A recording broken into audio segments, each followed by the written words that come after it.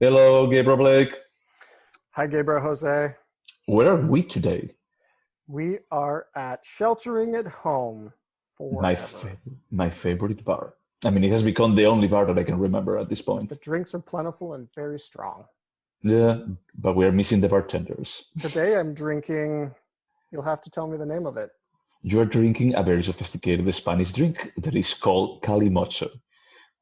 But you're Calimocho. calimocho, but you're drinking the upscale version because your wine didn't come in a box. Damn it. And Yeah. it's a Coke Zero, to be honest. So, Oh, the healthy upscale version. Sorry. Okay, just getting into topic. What movie did we watch this week? Well, this week, these last couple of days. I think you intro this. It was your pick. Okay, yeah. So these last couple of days, we watched Quién Te Cantará by Carlos Vermut, a Spanish film from 2018. This is Why actually don't the you provide a translation for those of us that don't habla español? So I think that the proper translation would be like, "Who will sing to you? Who will I sing to think I you?" read that, which is the title of a song from a famous 70s band Ah, in Spain. correct. The band is called Mocedades. That is basically what all our parents, from our generation, they grew up. They grew up with they grew up with that loving that band. So, what did you think of the movie? No, it's your turn because I picked it up. Uh, all right. What Well, is this movie about? this movie is about who is the Irish singer who ripped up a picture of the Pope in Sinead O'Connor. Absolutely, Connor, yeah. This movie was basically about the Spanish Sinead O'Connor, like the most popular singer of the 90s, who then just disappeared completely for 10 years. That's true. And we come to meet her. Her name is Lily. Hmm. Um, and she fainted in the ocean and almost drowned. And when she comes to, she has amnesia, Oh, okay. complete amnesia. Yeah. Luckily, in the seaside town she lives in, is Lily's number one fan who makes a living impersonating Lily in karaoke bars, Karaoke. Yeah. in a karaoke bar where she works. Yep. So Lily hires this woman to teach her how to be Lily before she goes on the first tour she's been on in 10 years, which is essential to her not being broke and losing the lifestyle she lives. Yep. Because she lives in an amazing house. Yes, she lives in a beautiful house. Very Yep. beautiful. Yeah. Just to clarify, I think that they do not live in the same village. I think I they thought they live. both lived in Rota. No, they do not live in Rota. I think that they live in Cadiz, but Rota is a small village not too far from Cadiz, but maybe an hour driving or something. It's like I think that they made a distinction. That is that we don't live exactly there, but we don't live that far. We'll believe you since you're somewhat of an expert on Spain. Okay, sure, whatever. So, what did you think about the movie? And I guess that we're going to be like getting into spoilers. Oh yeah, yeah. Um, well, I thought that it was extremely stylish melodrama, and I could not connect to it emotionally. Super beautiful, but it literally felt like it was a line from a plot from Days of Our Lives, like some soap opera for stay-at-home moms. Uh, Like really beautiful, but it was the symmetries of the story were just like obnoxiously perfect. And mm, when the big reveals at the end were, I don't remember not Lily's name, the other character was Violeta. Violetta. Yeah. Like when Violetta revealed that she had to stop singing so she could become a mom, and Lily reveals that she had to sing to save her mom, and it all just became a little too much. No, I mean that's fair. That's fair. Anything else? So again, super stylish, and I think we've established that I'm usually fine sacrificing substance for style. So I did appreciate that. I thought the performances were like beyond tremendous. I like the evolution of Lily as she goes along, and she really goes through this transformation. I like Violetta's performance. There's kind of a side plot of Violetta's life with her completely psychopath daughter, who is just so abusive and a disgusting human being, that did not fit with the rest of the film at all, I would say. However, the actress, Natalia de Molina, just like blew me away with her performance. Holy shit. Just such a good actress, even though she was on the screen very little. I like that it was a study of mothers and daughters. I like that it was an all-woman cast. The only man that had a speaking part, I believe, was the guy who tried to pick Lily up in a bar, and that scene was less than 5 minutes.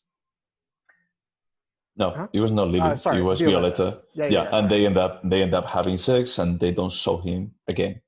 Yeah, so I mean, it's basically all women all the time. Yep.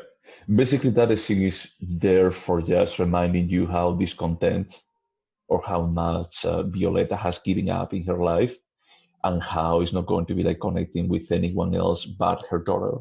Is that she allows her daughter to treat her in a very terrible way until he actually connects with Lila. It gets to a point that it's like he adores her. It's like a mother would adore a child. And at the end, when she's like just threatening herself, Marta is threatening herself with the knife, it's like a point. I love the receipt. I find it like extremely shocking. The final time she does that? Yeah. When she does that, and it's like she looks at the camera and she says like, do it. Well, he looks at the daughter and is like, do it. About like, okay, you're going to be like killing yourself. Do it.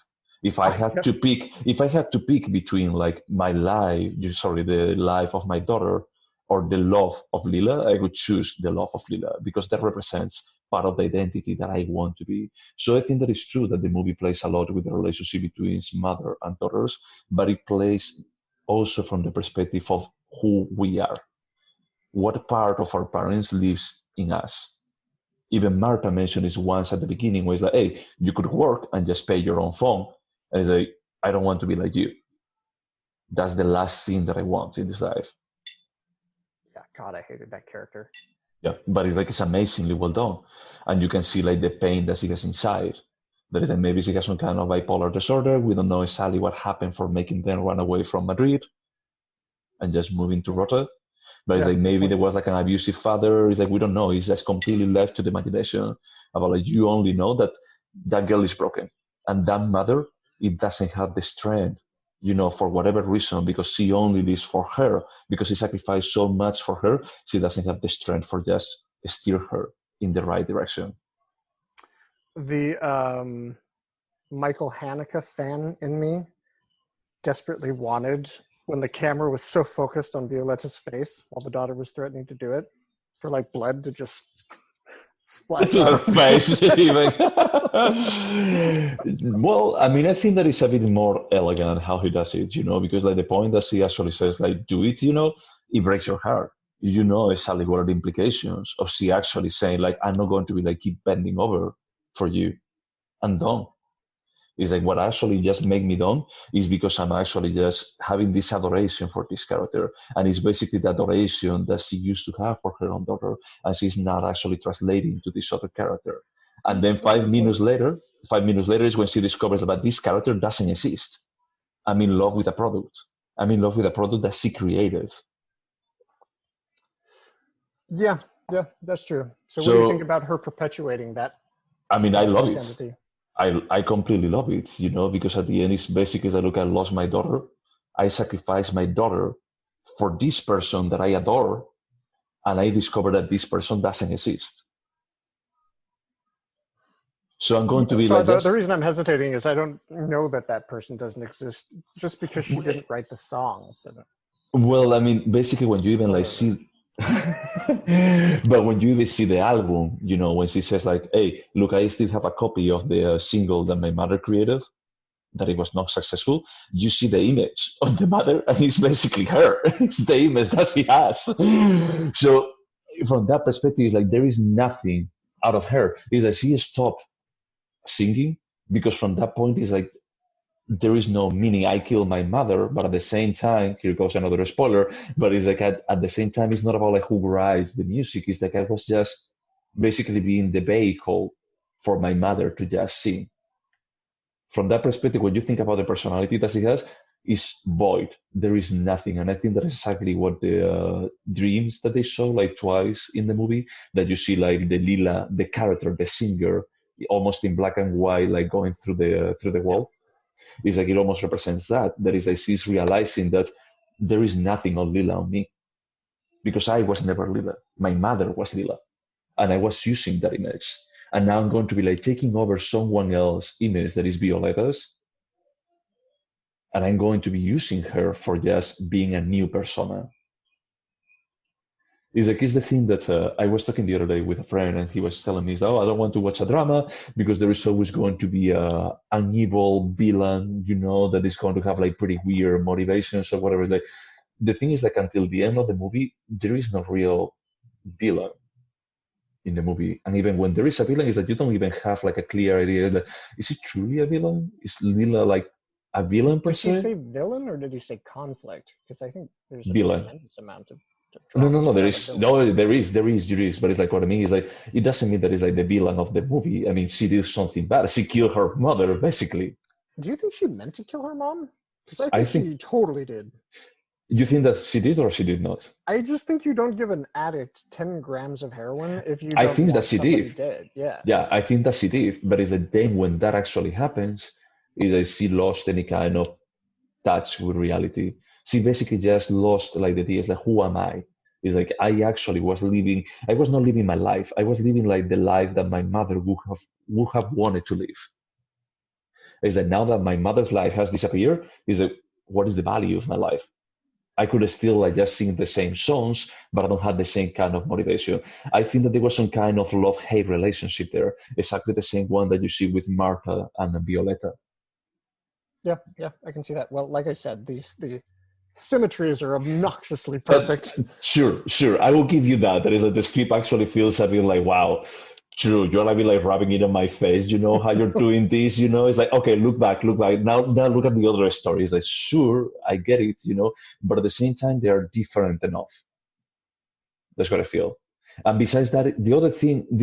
Wait a second. The other thing is like now when you read a story about the mother, it doesn't take the spotlight until the end, until the last 10 minutes. Before that is not even relevant. You only know that she stopped singing because of the mother, but it could be because she was pretty close to the mother and whatever.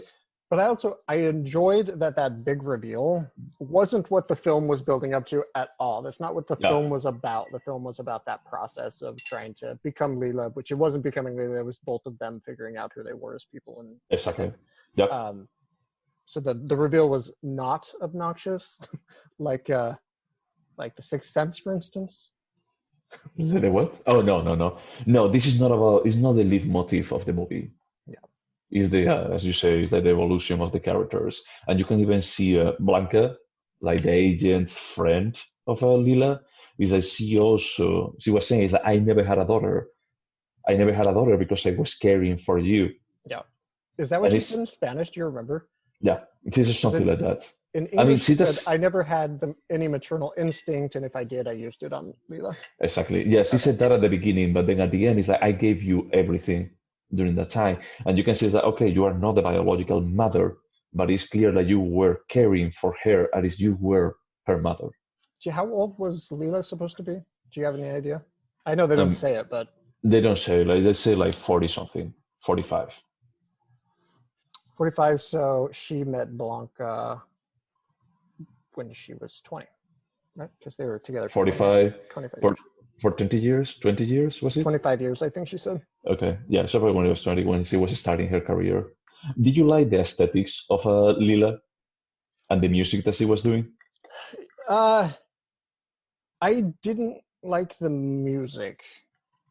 In fact, the first time that Violetta performed in the karaoke bar and it went on for like 6 minutes, at some point I fast forward. I was like, nope, not listening to this. Okay.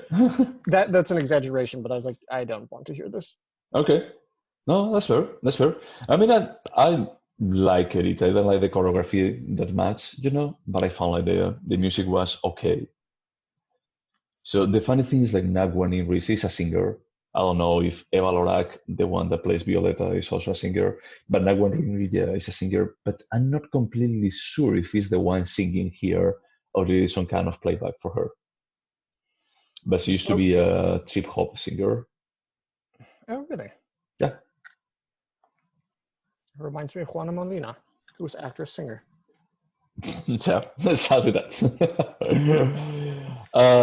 So you are not sold on the script, but at least you appreciate how beautiful it is, how aesthetically pleasing. Yeah, definitely beautiful. A big part of it for me was I just could not connect emotionally with them. I didn't like, and maybe it's a movie about women for women, or I don't know. Like there were just Directed by a guy.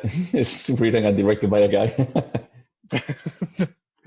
Don't get me all excited about this. Yeah, emotionally I didn't care about any of the characters. Except actually Blanca, who I felt bad for. But the rest I was just like, okay, this is a melodrama, a beautiful melodrama, but just not my thing. Okay, no, that's completely It fair. did make me interested in apparently the film the director did before Magical Children or something like Magical that. Girl, Magical Girl, Magical Magic Girl. Girl, It Magic made me Girl, want Magic Girl. to actually That one, watch it to see what else he does. that was good. That one was good. I think that is a bit better. I like this one a bit better, but I think that is overall, in an objective perspective, I think the Magical Girl is better. What else has he done since then? Or Nothing I guess this else. came out in 2018, so. Yeah. Yeah, so 2 years ago, he only has 3 movies. The first one was Diamond Flash that I haven't watched, but on that one, Eva Lorak, the one that plays Violetta here, she also plays a character called Violetta on that movie. Oh. I don't think that they are the same character at all, but just saying.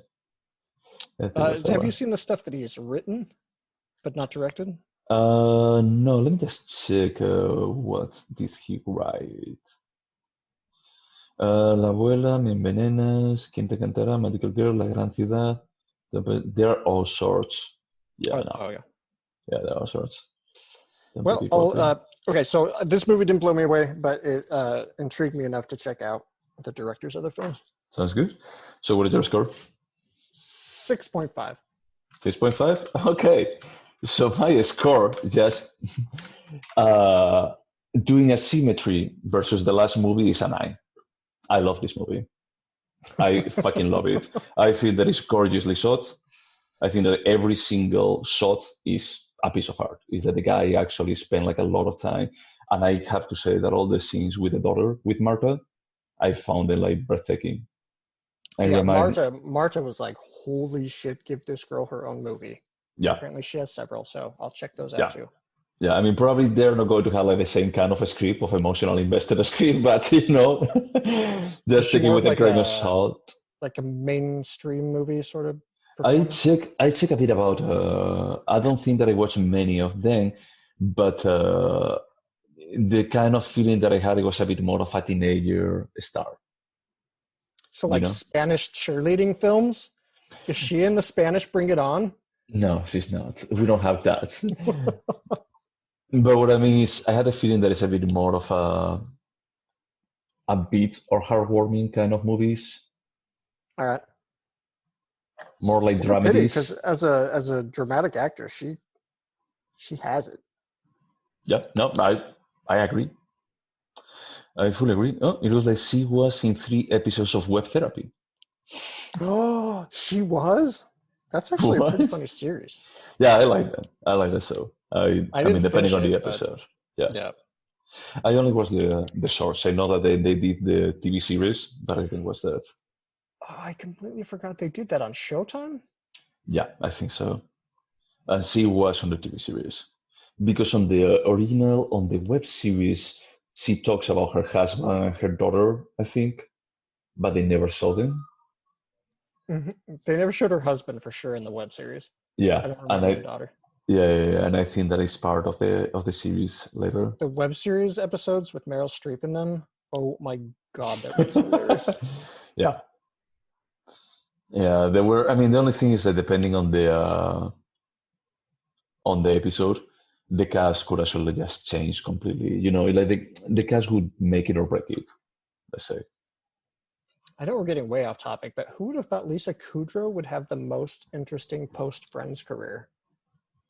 What else did she do? She was in this amazing TV show immediately after about this washed-up TV star. Joey?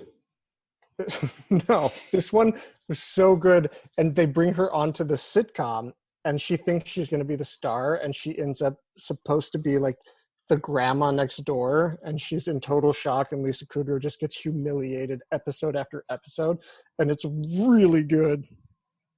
I have no idea. I never watched that. I never heard of that. The only thing that comes up to my mind when I think about Lisa Kudrow, besides Web Therapy, is Romy and Michelle's high school reunion. I haven't seen that. I tend to watch like more highbrow cinema. This is a high school reunion where two people talk for 2 hours. I know that you love those movies. We had a conversation, not being recorded, about my pretentious past and my love of Eric Romero. The Comeback. Yeah. It's called The Comeback. I think there was just 2 seasons, but you should watch it. It's so funny. It has the kind of comedy that was like The British Office, where it's mean and uncomfortable. Well, I mean, I thought that you would actually think that Courtney Cox had a better career than Lisa Kudrow. You're a son of a bitch. I mean, I know that you love I Cougar liked Cougar too. Town. I liked Cougar Town. It was funny. Okay, well, here you go. Also, Lisa Kudrow had that show with her husband at the time that only ended because of the writer's strike about the paparazzi. Lisa Kudrow? No. Courtney Cox? Yeah. Huh. I don't know about that. Okay. Anything else that we can say about Who Was Singing to You?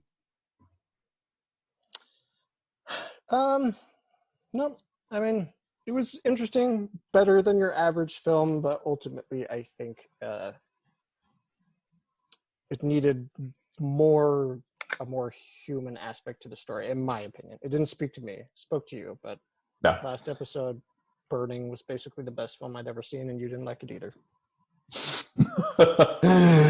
I think that it's a way better coherent movie than Burning, honestly. Stuff happens. That just seems xenophobic. You like it because it's Spanish, and that's not xenophobic. Saying how you feel about Koreans, but holy shit, okay. I mean, the next movie is going to be another Korean from my side. So I have to say, I didn't connect with that movie as the same way that you didn't connect to this one. It's like I don't feel offended or anything. I think that this is the second time that I watched this movie in 4 months.